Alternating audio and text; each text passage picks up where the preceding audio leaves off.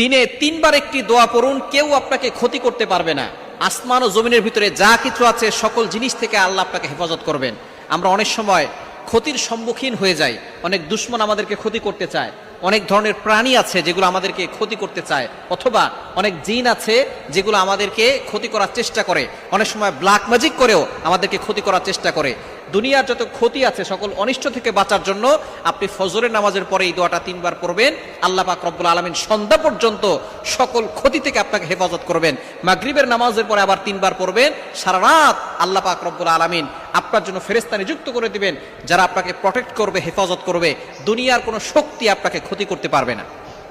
এখানের সাথে আমলটি করবেন। নবীজি সাল্লাল্লাহু আলাইহি ওয়াসাল্লাম এই দোয়াটি আমাদেরকে শিক্ষা দিয়েছেন যে আসমান ও জমিনের ভিতরে যত ক্ষতিকর বস্তু আছে সকল বস্তু থেকে আল্লাহ পাক রব্বুল আলামিন আমাকে আপনাকে হেফাজত করবেন। মাত্র ফজরের নামাজের পরে 3 বার পড়বেন। আমরা অনেকে ফজরের নামাজে পড়ি না, এটা বরকতময় সময় আমরা ঘুমিয়ে